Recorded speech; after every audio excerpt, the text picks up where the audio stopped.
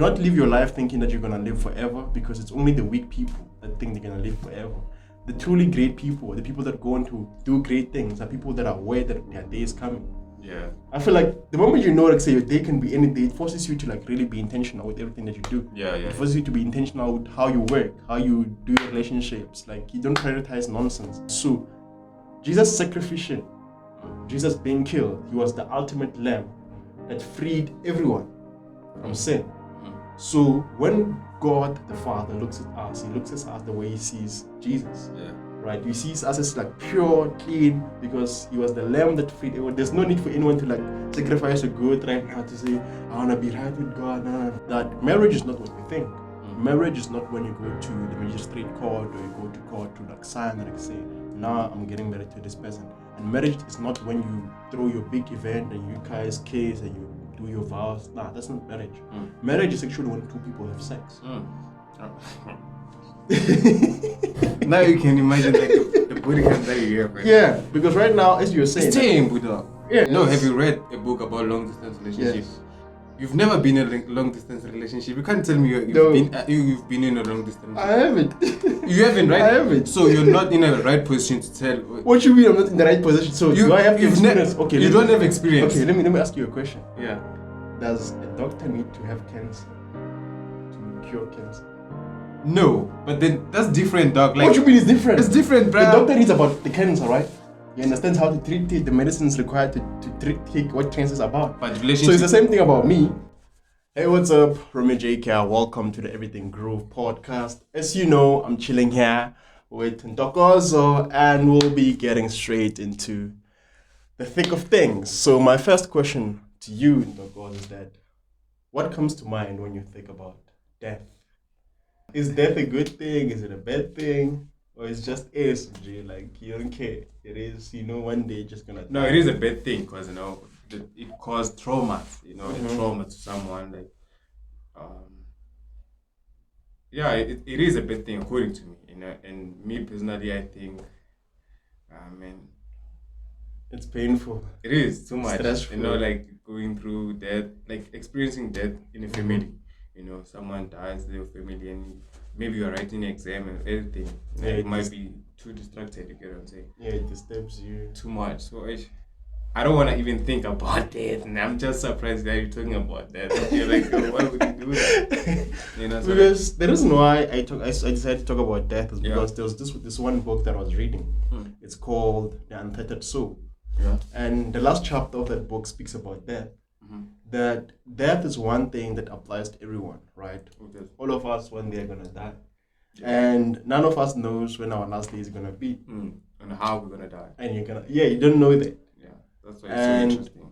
The reason why death is interesting, the reason why I also brought it up is because all kinds of people have died, right? People ranging from both extremes of whatever category you want to look at, whether it's rich, like finances, whether they're rich, they're poor, they're professors, they're unlearned, or everything, right?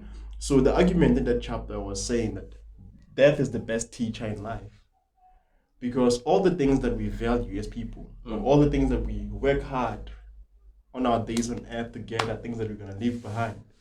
Like, you work hard to get money to provide for your family, you work hard to buy a car, to buy a house, to buy, but all of those things, when your day comes, those things you're gonna leave behind. They don't matter though. So the other reason why I speak about death is to speak about like two equations, right, of like death, or just like the dying of like your body. So I feel like if I go on, I might speak for a long time, but the important thing is for people to understand that you're not your body, right? You're your soul, right? So your soul is going to live forever. But there's a difference. So there are two places that you can possibly go when you die. You can either go to hell one day or go to heaven one day. There's no in between, right? So obviously when you die, depending on how you live your life today, when you die, then it will be decided whether you're going this side or that side, depending on how you live your life. So the reason why I'm mentioning it is to remind us to be intentional in our lives, right? To be intentional with how we live. Like one verse in Proverbs, I forgot which chapter, says that wise people always think about their last day. They always think about death because they know what it's saying. One day I'll die. Yeah. So the moment you know, like say one day I'm gonna die, you can either look at it in a way that is depressing, like, hey, I'm gonna miss out on everything, or you can think about your obituary, like say one day read your obituary, like say this the life of Jeremiah, like this is what he did, this is what he accomplished. Is it gonna be a good obituary or is it gonna be a bad obituary? Yeah. Right. So that's why I mentioned death. So there are two parts that you can focus on, like life before death and then life after death. So wait, life after death of someone, or your own death? Anyone in general. Because the reason why I also mentioned is that I want us to go into like spirituality, right? Yeah. Because we know it's so most people ignore the spiritual elements of like death or the religious element of like death or of like heaven, hell, whatever.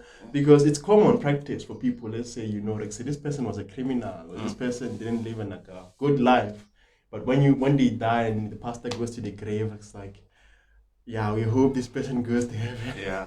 It's like, and the family be like, he was a good guy. Everybody say like, he was a good guy. So the prayers after someone has died have no influence on where they're gonna go, right? So it's better for you to pray for that person while they are alive, and for those people to change themselves, even if they change themselves at the last minute or like it's something as compared to like when they're dead.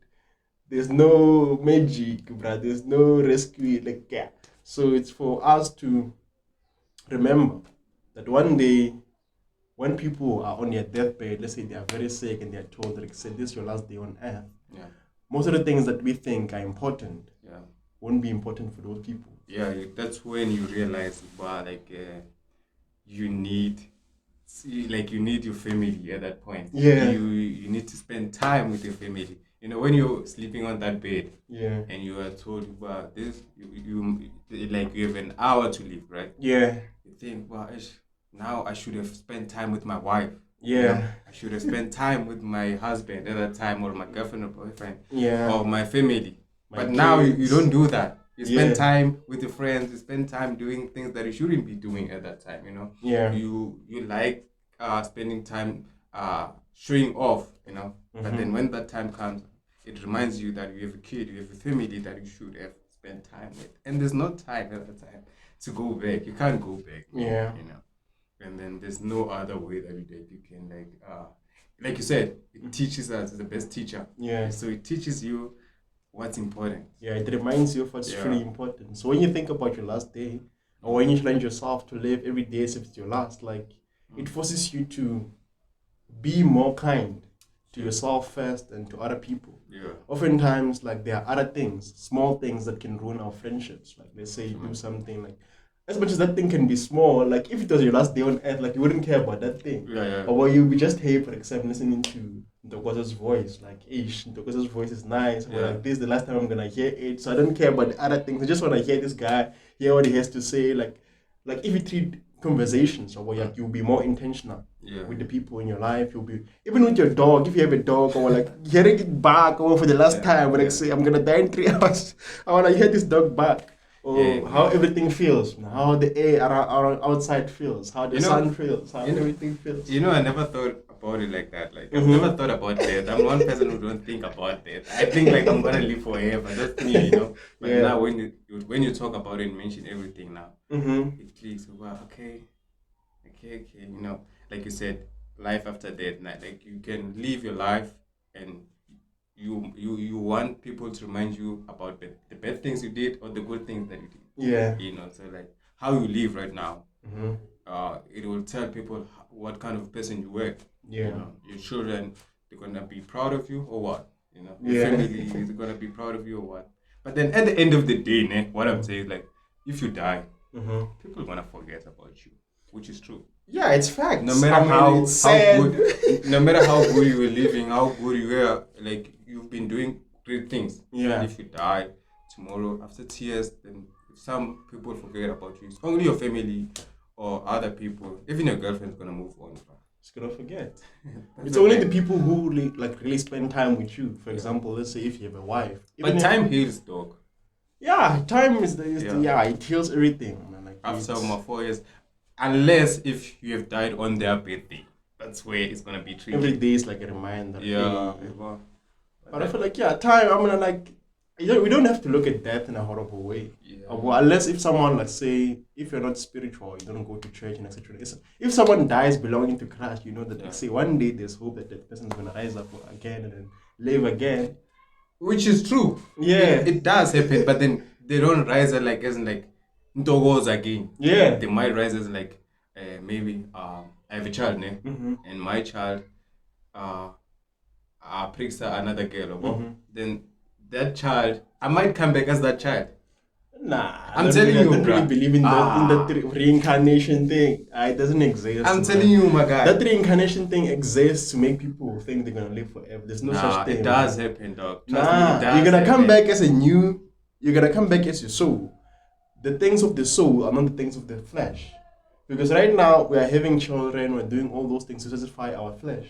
But your soul, if we're living as pure souls, there's no having kids, there's no relationship, there's no mother, father, or like that kind of a thing. We're gonna come back as like people who are just there to serve God. Look, that's it. There's no uncle. You're not gonna remember. This was my uncle. This was you're not gonna remember. But you're gonna come back as that child. But you won't come back as someone who existed. That's the thing, bro. You're gonna come back as like I don't know.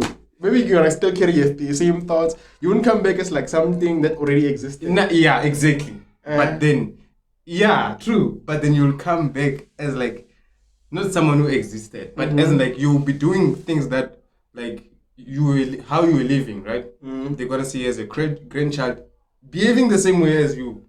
You know, it's not like someone like it does happen. I don't know how to put it, but if you are watching and you know these things, please comment. I don't want to argue with this guy because we're gonna argue for hours, dog. I'm telling you, you might come back. Sometimes you do come back, right? Sometimes it will take us back to these things of abortion and things, right? Ancestor. Yes. Because I've heard about it. You know, like I'm not too deep into it. Just like whereby there are situations where they say, it's like with me, how I heard is like the thing of like names, like naming people after your grandfathers, grandmothers. Like it might make the spirit of that person to live on this person or something like that. That's what I mean, though.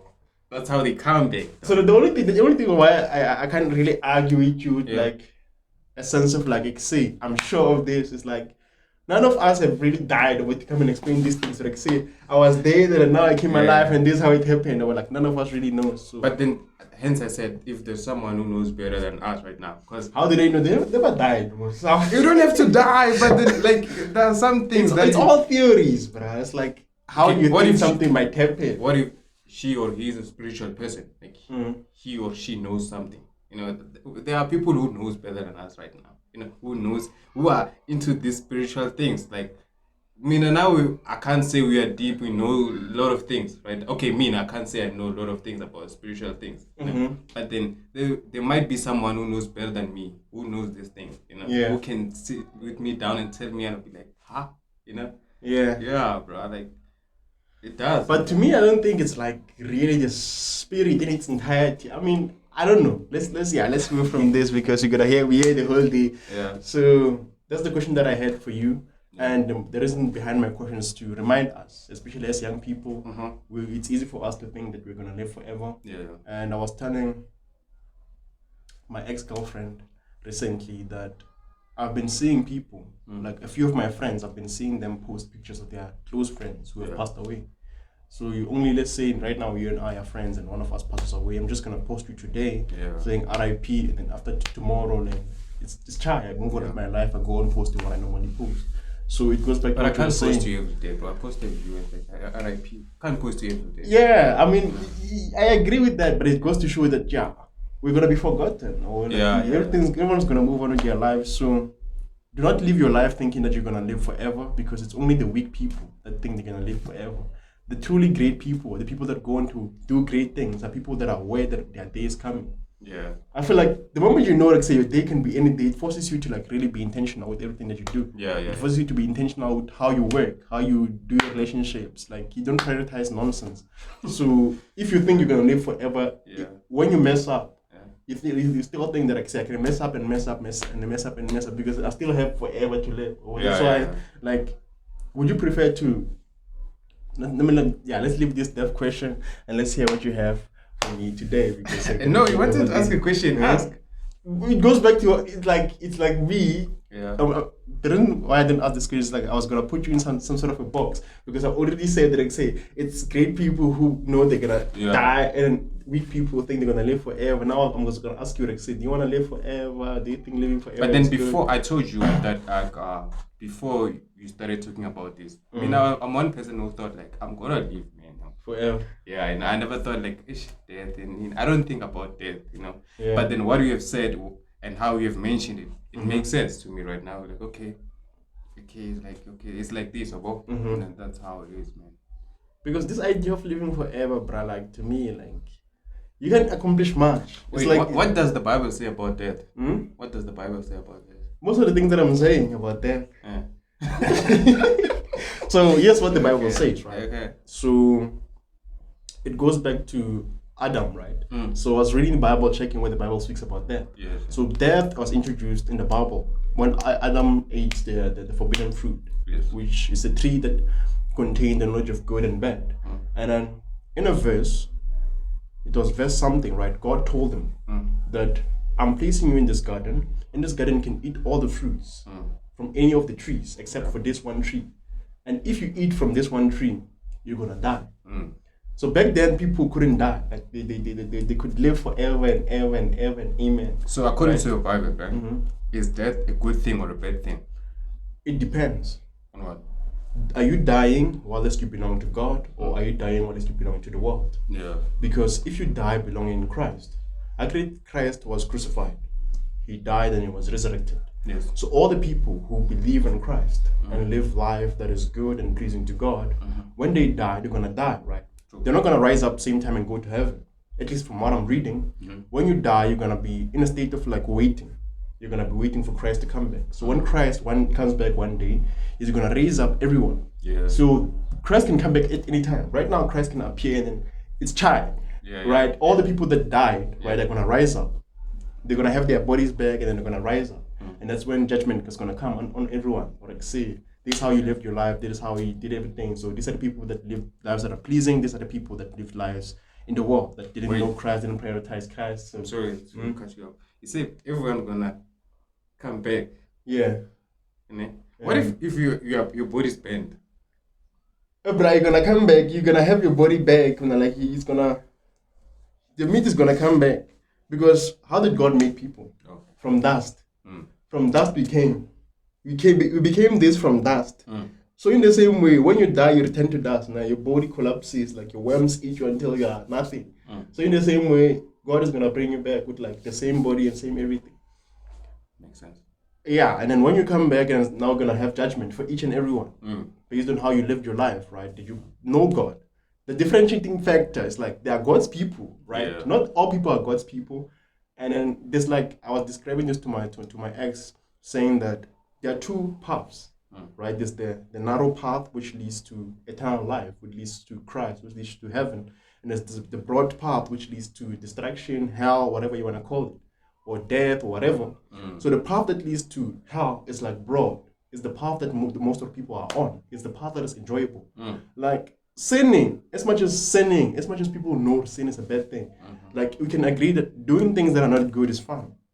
Like having sex, being promiscuous, smoking, going grooving, getting drunk, like all the things that the Bible, like lying, gossiping, like people enjoy those things. Otherwise, they wouldn't do that. You can't gossip when you don't enjoy gossiping. Like you enjoy talking about people. It's like as much as those things are bad, people enjoy doing them. So that's the path that leads to death. Whereas doing the opposite of those things is difficult.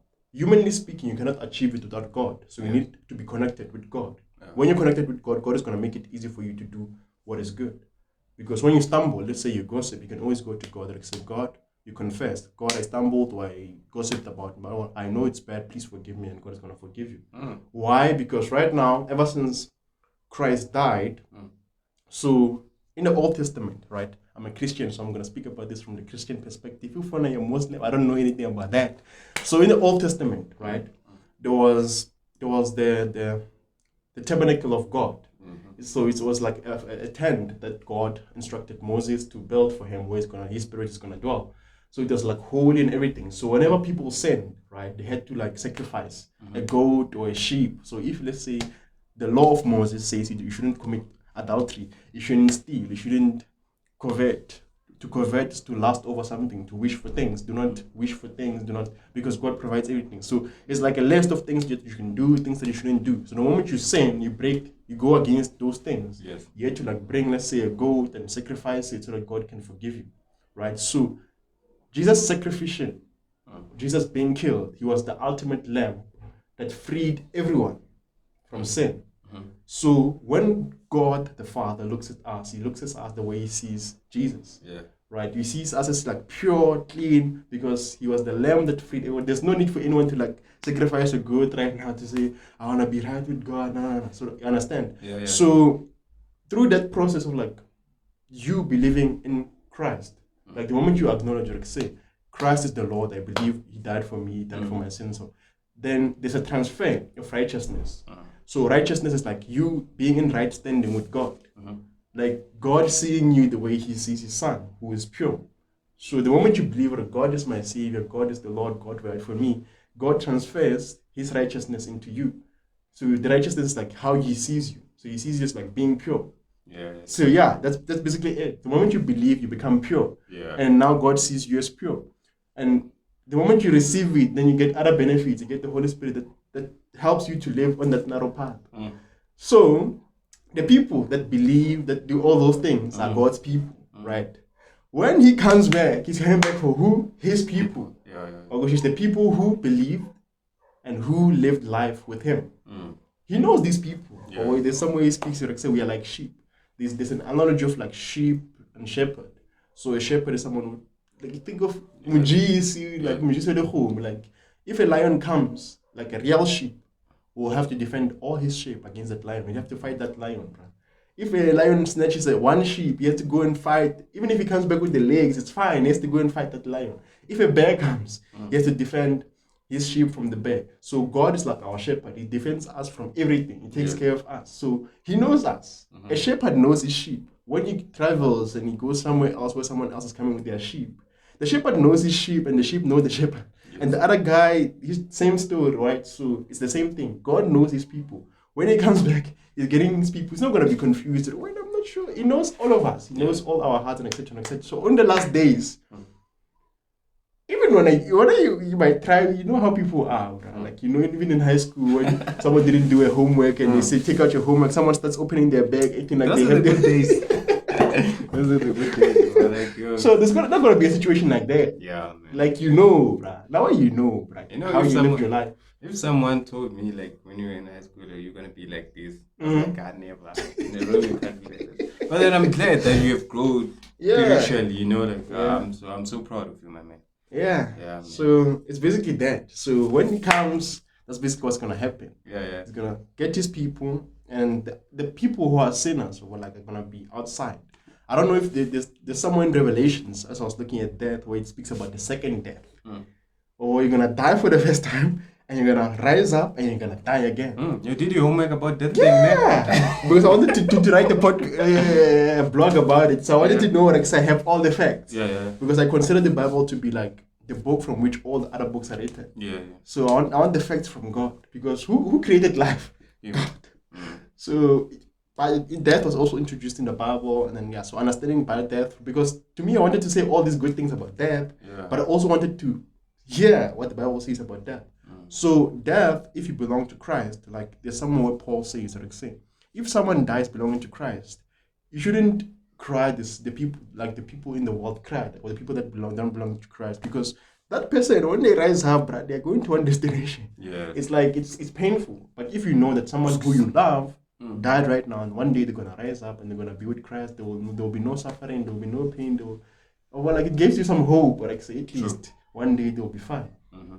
Even if someone, let's say, they lived with a disease, they had cancer, they were struggling on this earth, but you know that one day, since they believed, they're gonna be fine.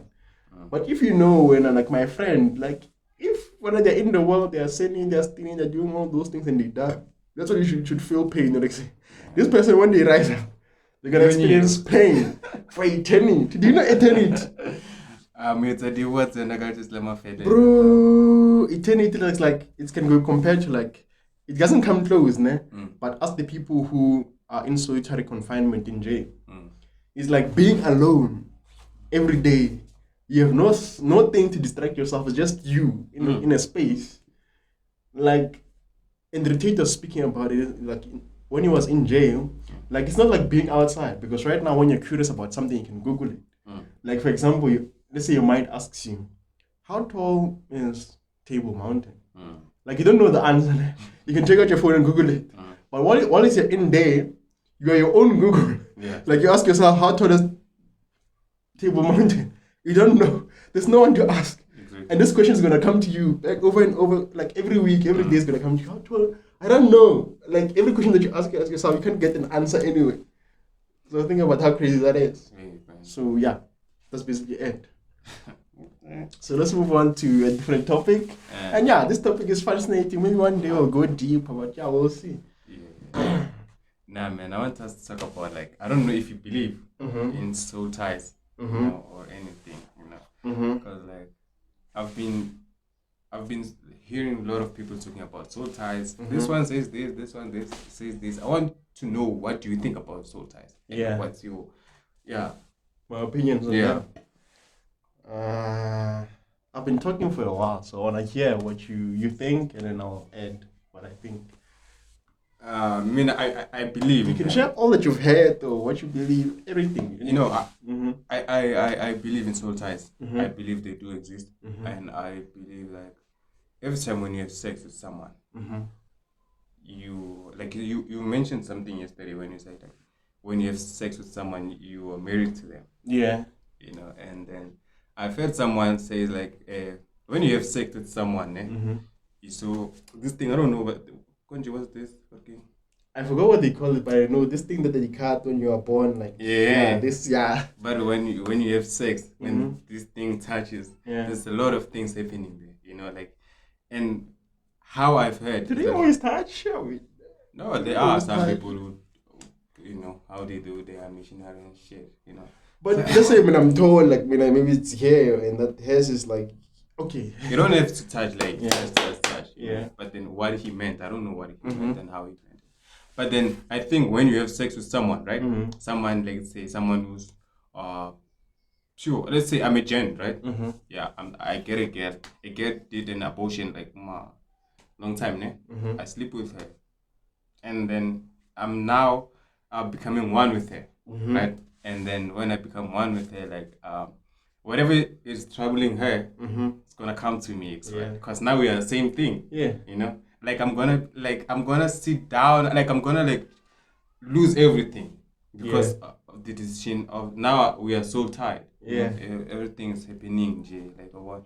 You get confused. What's happening? You don't know. So that's you with one girl, ne? And those are the consequences. Yeah. So multiplied by 15.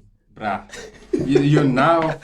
You're now like attached to 15 bodies, like, you know, and then you end up not knowing what's happening with your life, you know, and to know that you are now soulless attached, ne?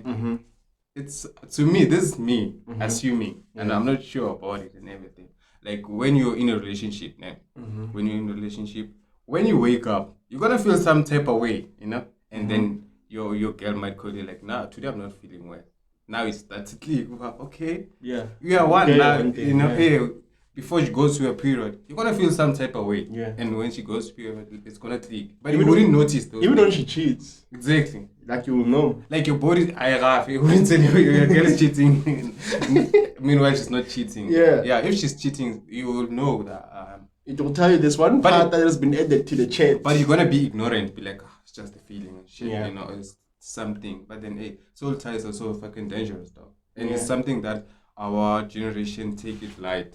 You know, people will be telling you, bruh, like imagine if like dating maybe a Han who has like 16 body count.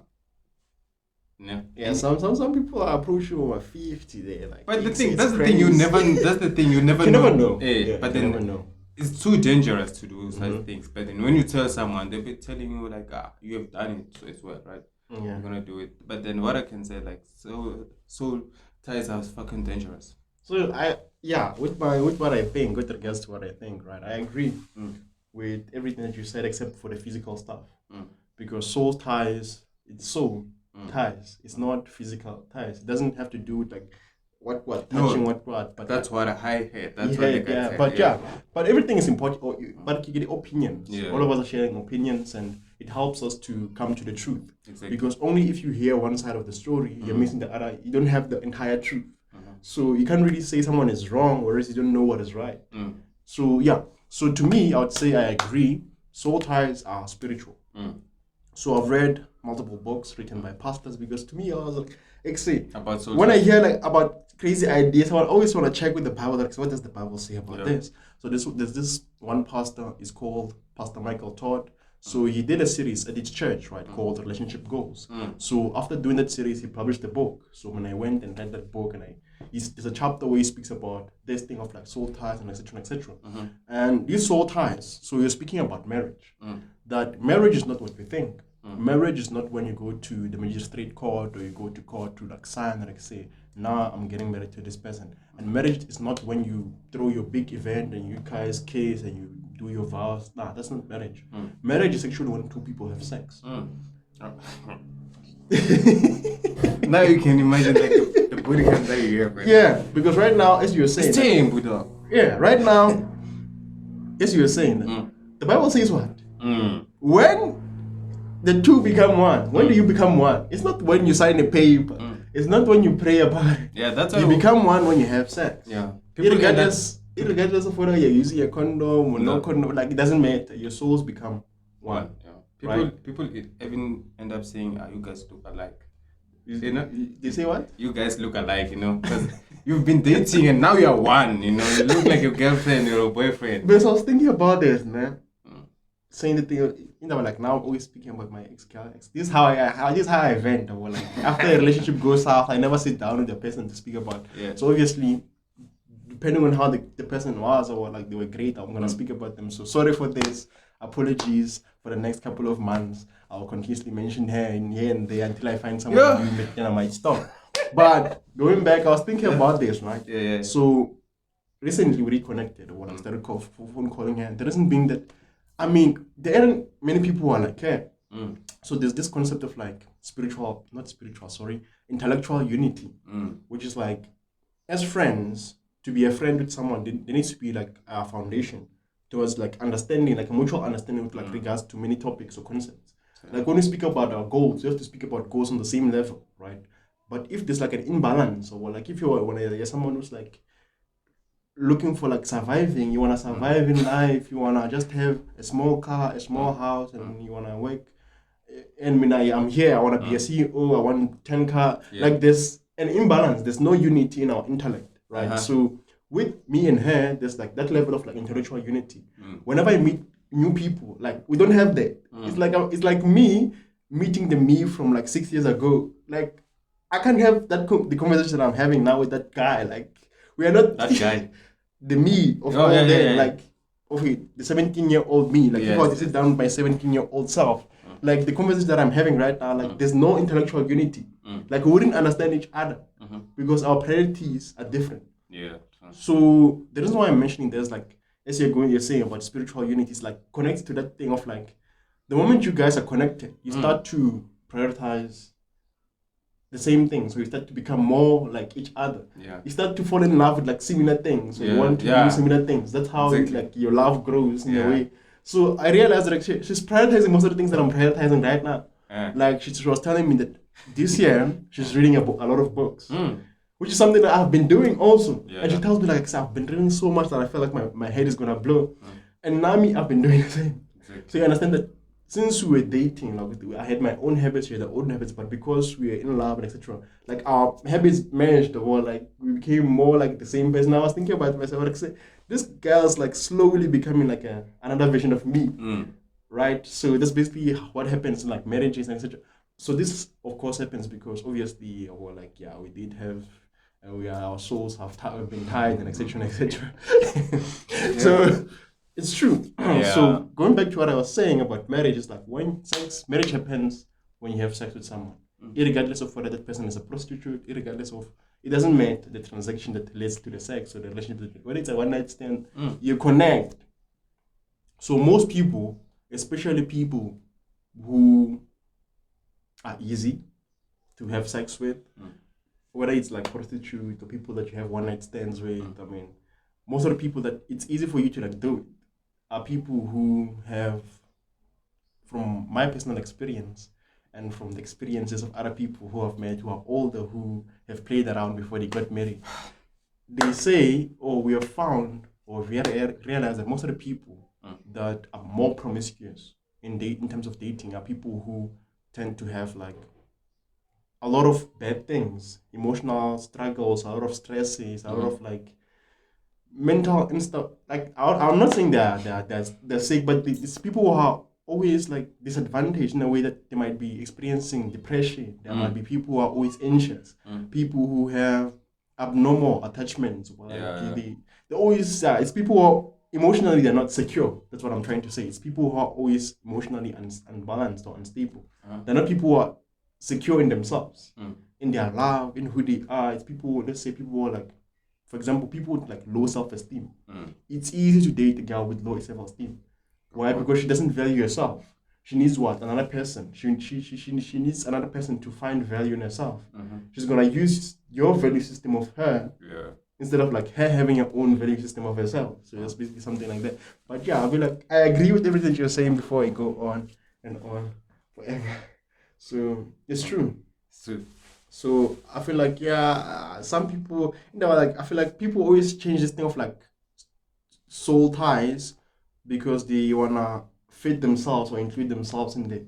For example, if someone knows, like say their body count is like 85, they wanna change that to tell you this whole ties can be broken through what. I mean, I don't refuse anything, because usually it's like the women, for example.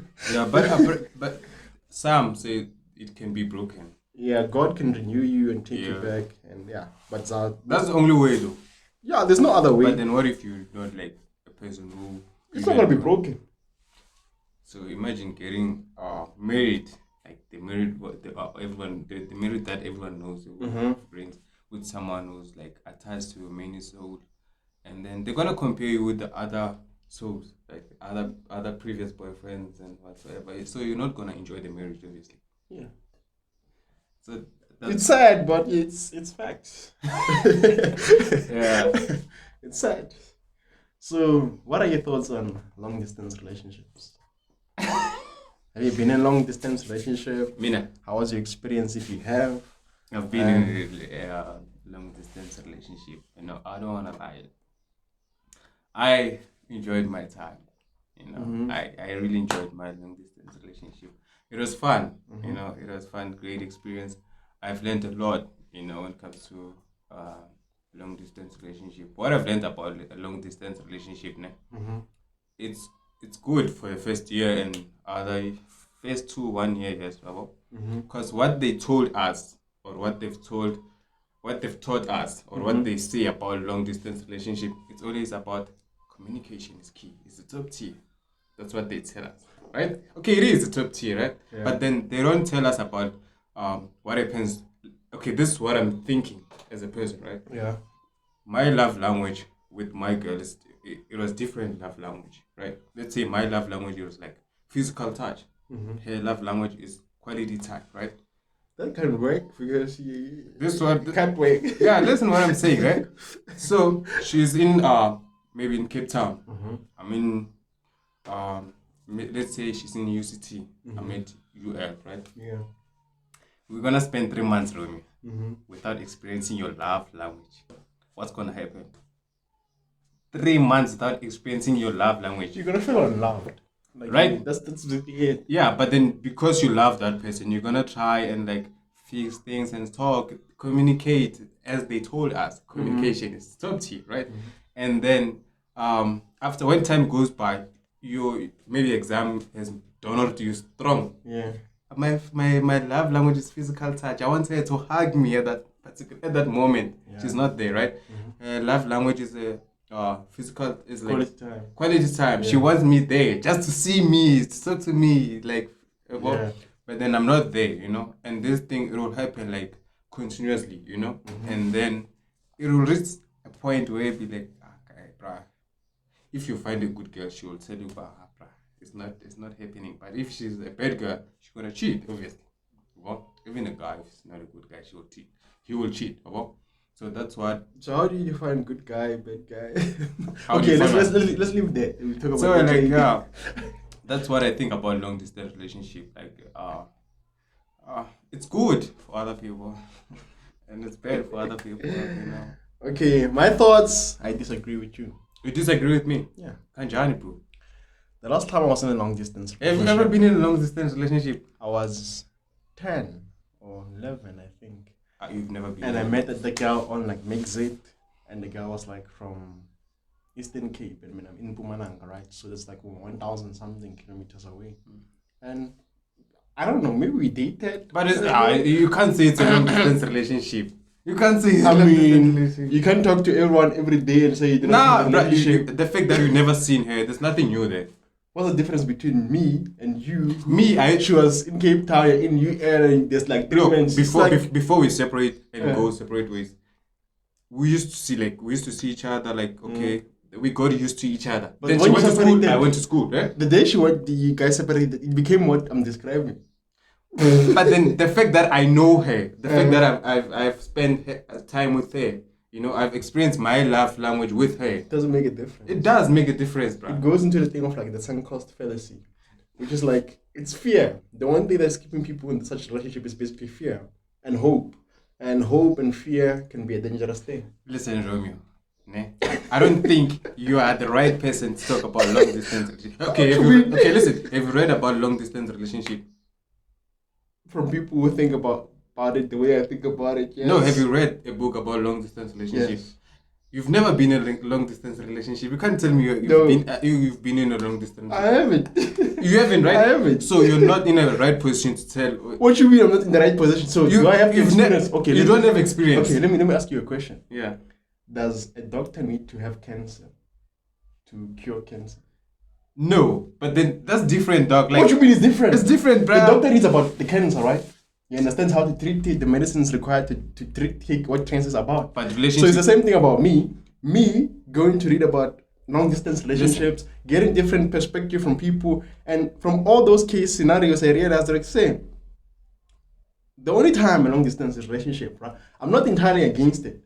The only time a long distance relationship makes sense is if you see a person, let's say every 2 months. If 2 months or 1.5 months can go by without you seeing a person, it's not worth it. That's me. Listen. And this is like my opinion. Someone can argue and say what, but I'm not arguing with it. you, right? Mm-hmm.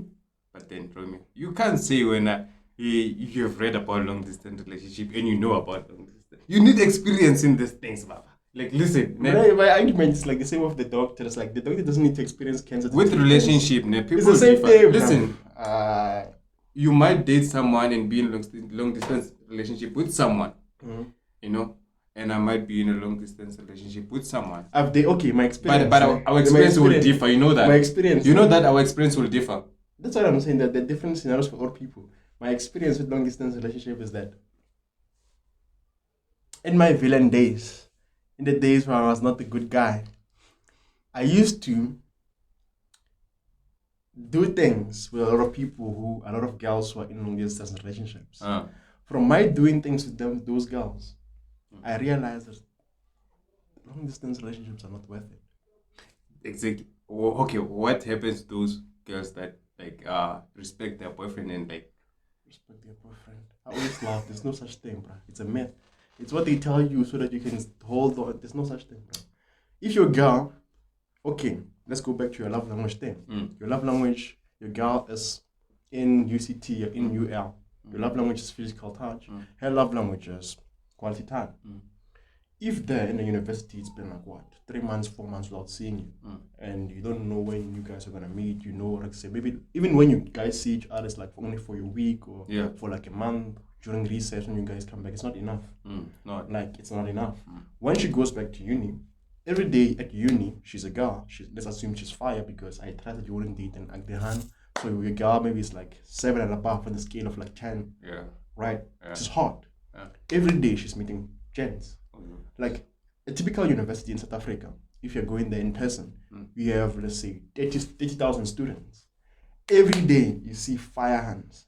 Every day you meet new gens. Every day is like meeting strangers, literally.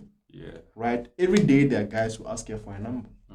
Hey, you look beautiful. Hey, let's go on a date. Hey. Like every day they're constantly making these things. First 3 months, her relationship is still fresh with you. Or her memory of you is still fresh in her mind. She'll be like, I respect my boyfriend, whatever. She meets a guy like me. I ask her, are you dating? She's like, yeah. Where's the boyfriend? And I'm gonna laugh at her.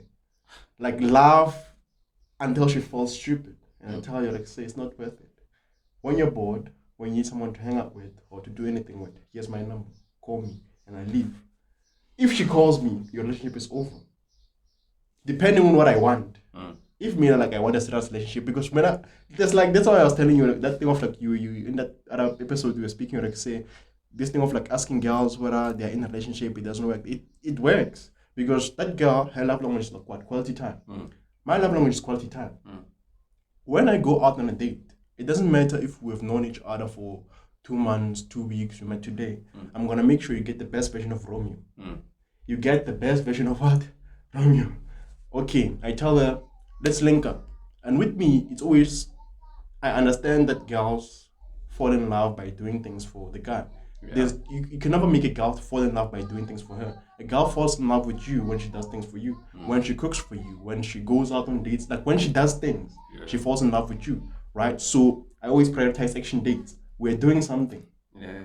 We're doing something that average people will not do. When people think about dates, they think about food. Like, say, we're going to a restaurant, we're going to sit, talk. That's an interview. It's boring. Whereas if me and I tell her, like, say, we're going, or say, my rest organizing an event about there's going to be playing basketball. Like, it depends on us doing something. I'm taking her there, we're going to play netball, we're going to play basketball, we're going to run, we're going to do. If there's not such thing, I just take her to a field. Maybe late at night, we get a blanket, we get some snacks, we get something. We're just going to play around, like we do things.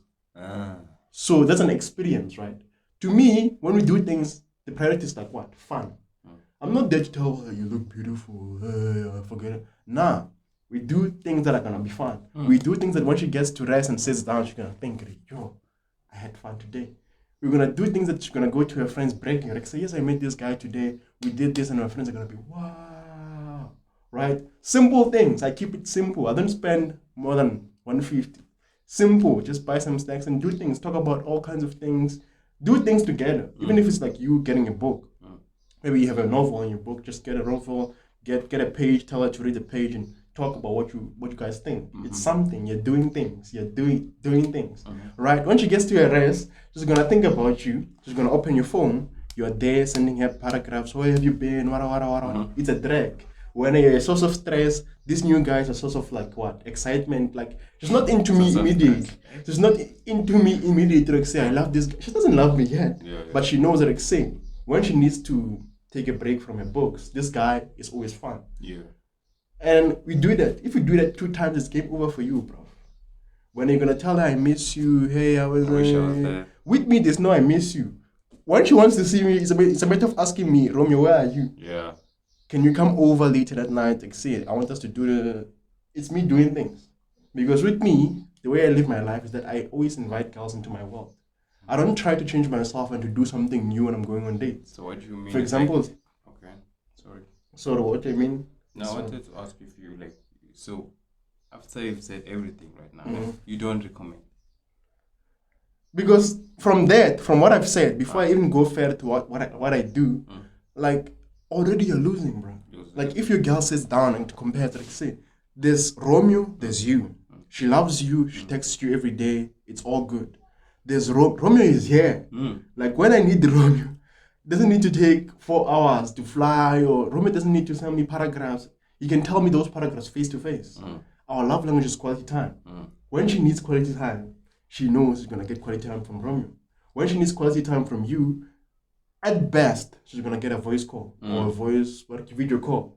So a video call versus an action date. What wins? Action date. I do those things 3 times, I'm gonna smash. Hey, it's facts. I don't even need to do 2 times. I'm gonna smash, depending. That's why I don't want to go too deep into these things, because now I'll be giving you my tips and revealing what kind of a person I am or what I used to be. But right now I'm a changed person, I'm a focused guy. But in uni, think about it, bro. In uni, that's why uni, bro, it's different in the sense that you're meeting strangers every day. Yes. With me, I don't know about other gens, right? Because I was speaking about this also with one of my friends. I was telling him what I say. There was a time I deleted 400 of the contacts I used to take in uni. I made it my personal goal towards like my last 2 years in uni to speak to 20 beautiful hands a week. So that means every new fire hand that I see, I'm shooting my shot. So I'm not gonna beg anyone. Like if I take a girl, I'm gonna meet a hand, right? I meet you, I take your numbers, I'm gonna text you. The main point for me texting you day one is for you to save my number. My life was fun, bro. My life is fun. So the moment you see my statuses, you're gonna wonder, like, see, because right now I'm like contrarian. I'm different from all the guys that you meet. For example, there's me, there's another guy that you met also on the same day. We both took your numbers. The guy's gonna text you today, he's gonna text you tomorrow, he's gonna text you for the whole week, hoping that they say you guys are gonna, you meet me, I text you one day and I disappear. You save my number, you see all my statuses. When you check my statuses, I'm always chilling with my friends. They say we're drinking, we're doing something fun. So then you check my statuses, this guy's at home, sir, doing word, is preaching. Then this guy's out there, spotting event, like, this guy is busy. You understand? This guy, Romy, is not texting you because he's living life, he's enjoying life. Whereas this guy, you check his statuses are like semi-boring, but he's always there. So now you're gonna, curiosity-wise, you're gonna be more curious about me. Or like, see, why is it that I met these two guys on the same day? This guy is texting me, this guy. The girls are gonna prioritize the guy who's like, why is it that all the guys that I've met are always texting me? Why is it that this guy is not texting me? Already, like, she's curious of me. Meanwhile, not every day, I have all those girls, like, I'm recruiting new girls that think the same thing. Every day I'm meeting new girls. Every day I'm texting hands, but I'm not taking the same hands. So there's no point for me to like put her here or like say I need to go back to that. I'm not thinking about her. The only time I think about her is like when my friends ask me, like, say, we're gonna host a party, can you invite some people? Now after a week, that happens after like 2 weeks, I invite her, like, say, we have a party, we have a chillers here. Like, I'm not begging you to come to my party. I'm just recommending, like, say, I'm doing this. Seeing my previous state, say, he sees this guy is fun. Now he's inviting me to an event. Let's say, let's go to Homsa where we're gonna share the word, or let's go to someone. She's gonna be happy. She's gonna be over the moon over that chance. Let's compare to that guy every day. I wanna see you. It's not gonna fly. So if your girl is the one who's in the long distance with you, and I did that to her, she's gonna come, bro. And when she comes to whatever event that I invite her to, she's gonna have fun. And when she goes back to her friends are gonna apply pressure. You know how girls are, because girls like impressing other girls, and your long distance is not gonna fly. To me, long distance, bruh, like, if you're not seeing each other, like, I don't know, 2 months, once in 2 months or 3 months, it's not worth it. Like, you just staying there, it's just a matter of like, I don't care how much you love each other, but you just like, sometimes you have to love a person to a point where you want them to be happy. Because sometimes you can see that, except we are not happy, bruh. No, I mean, we are we love each other, but even we're the not happy. conversation would say so. Yeah. So sometimes you have to love someone to a point where you let them be happy with someone else, even if it's not you. Temporarily, it's gonna hurt you. But by doing that, it offers you a chance to what? Because the moment you're in uni, she's not dating anyone. She's not getting hugs, she's not getting cardboard, she's not getting flowers, she's not getting dates, she's not getting anything. Same stories for you. So you're basically cancelling all your relationship potential. She's cancelling a relationship potential on that side because of what? You guys are in a long distance relationship. So by cutting this thing off, you get to enjoy life. You get to date. You get to go on dates. You get to have fun. She gets to date. She gets to have fun, right? So for me, it's like, I even told my aunt, the one that I was dating, the reason why I always say that I made it clear to her, if we're not in the same province, if we're not going to see each other in the next 3 months, if we're not sure that we're going to see each other in the next 3 months, you and I are off. You can date, and then once you start dating, you tell me, like, say, I'm dating, and then it's over between me. It's gonna hurt. It's gonna feel like a heartbreak. But this allows us to like enjoy, to prioritize, to not close ourselves off. So this thing of like long distance, like, it's basically fear, Brian, hope. I mean, I tell her, like, if we go to the same province, let's say, I know we're not sure if we're gonna meet ever again, but if it happens that we do meet, And then we can try things out. We can start over and then get back to how things were. As compared to like every day, I miss you, I miss you, I miss you for how long? You don't even know how. That's a joke, bro. Like to me, long distance relationships are not worth it. They're a joke. I'll always laugh at you. I always think you're stupid. Like if you're my friend, you're in a long distance relationship, I'll tell you straight up. Yeah. It's a joke, bro. It's a joke. I'm not a big fan of calling people clowns, but I'll laugh at you as if you're a clown. I might not tell you all these things, but I'm gonna laugh at you I'm not and I'm gonna keep it moving. I'm not saying anything about That's that. me. That's me. I said what I said. That's me. He said So what to he me, long distance, bruh. If you love a girl and something like that happens, you're not gonna see her. Just be honest with each other, bruh. Yeah. Like when you come back from uni, Yeah. if we still have the interest that we have in each other and gonna be here for a while together, then let's start things from scratch. Otherwise, nah, it's not worth it, bruh. It's just you signing a miserability contract of like saying that I'm gonna be miserable, I'm gonna be sending I love yous and I miss yous, and I'm gonna close all the potential, bruh. And you have all the beautiful hands, and when you're not gonna go on dates, you're not gonna do anything because, bruh, come on. I mean, girls. I mean, I was once in love. I was once in a long distance relationship. Yeah, I would have told you these things, but we weren't that close back then. Yeah. If we were close, I was gonna tell you these things, bruh. I don't think I It's a would. joke. I You would wouldn't have listened. Yeah. But I would have told you still. But then you learn. You get experience from a lot of things. Yeah. Yeah. But if you wanna try long distance relationship, So try. long distance relationships are for hands. They're not for gents, bro. As a gent, don't do it to yourself, brother. Yeah. Don't. Nah, bruh. Don't. Listen, you can. You can. You don't have to listen to Romeo. Romeo have never been in a long distance relationship. Okay. Goes back to what I was saying that other time. What do hands want? What do gents want? The moment you understand what people want, bruh, you've won the game. We as gents, bruh, like. But then I cannot say a long distance relationship it's a shit because it didn't work for me. I can't say that. It might work for another party or another dude or another. You're recommending it to people. Yeah. After experience. My people like got you. Go for it, man. If you want to try a long distance relationship, try, man. What if you've been up? But then you're wrong. Now if there's uncertainty, bruh, it's not worth it. Do you hear my argument? My argument is not. It's like you love someone. Yeah. Okay. I'm in high school. Let's say we're in high school right now. Yeah. We are 17, whatever. We're dating. I have a girl who's like 16, also in grade 12. She passed. We are going to different universities. Yeah. We love each other. Like our love is like yeah. We don't want to hear anything. If they told us to get married, we had the money. We are doing it. Yeah. Come to terms, bro, with the fact that, like, say, we are going to different places. Okay, how long are we gonna see each other? Once every 3 months, 4 months. And we're gonna see each other for like a month, and we're gonna go back to school. To me, that kind of a setup is not worth it. Like, if you're being realistic, if you think about it, like say, in uni, I'm not gonna date anyone. I'm not gonna go on dates. Do you know how fun dates are? You're sacrificing dates, you're sacrificing everything. There are gonna be times where you meet gents. All your gents are gonna be dating, they're gonna be cuffed. There are times where they'll tell you, like, say, yeah, we're not coming to groove, we're not going here because we're doing this. You're not going there to date. Yeah. To me, dating for the uni experience, I mean, you don't have to play. I feel like in life you don't have to skip phases, bro. Right? There are some things that you need to do while you're young. Yeah. So whether it's casual dating or like it doesn't have to involve sex, but date, bro. Date is like, weren't you the one who was telling me, hey, sex doesn't matter? Yeah. But it's true. Sex doesn't matter, bro. Like right now, when I say it doesn't have to, you're like, nah, but there's some people, who like sex, love sex. But then.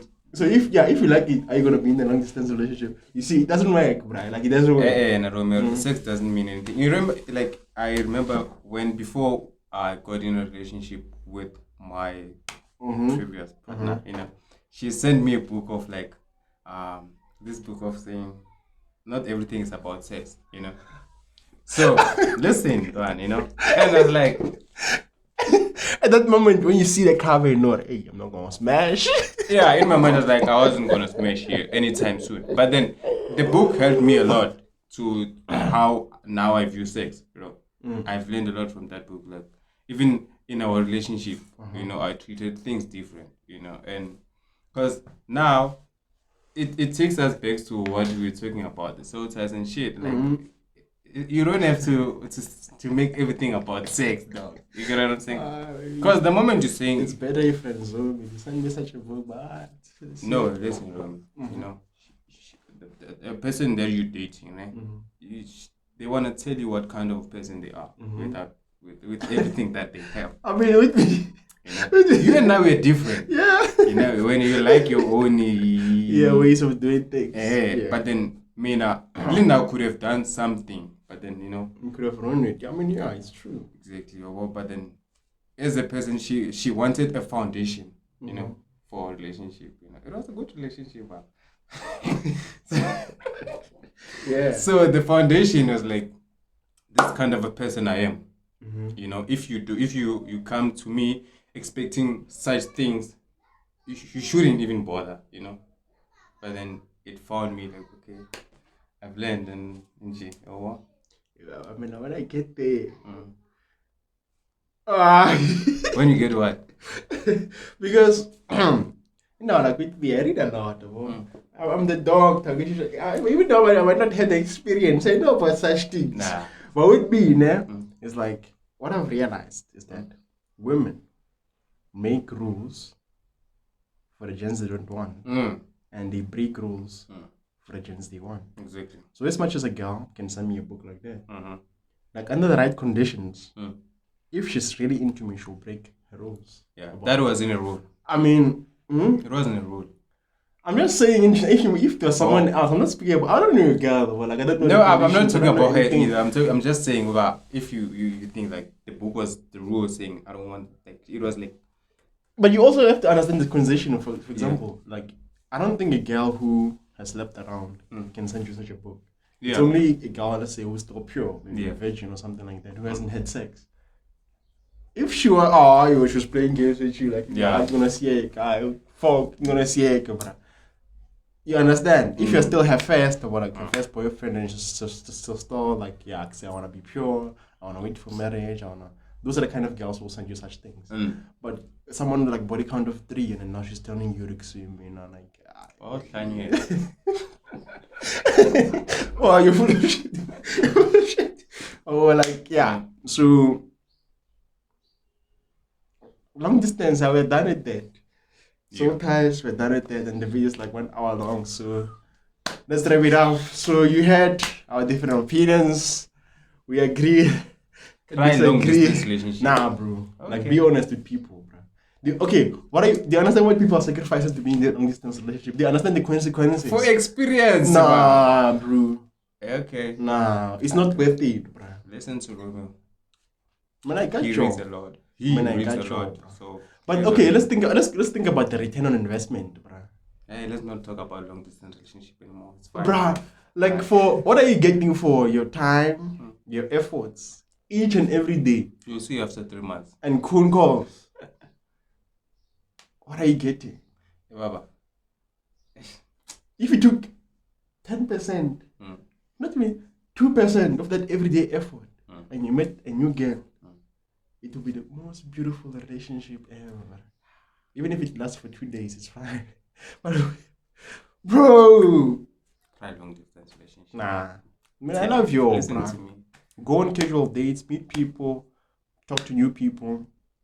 Go on casual dates. Doesn't have to be romantic. Like, just have fun. Like, eat, do things. It's better to be single, bro. A single guy, he's better than someone who's like in such a situation. To me, okay. Have yourself a beautiful day.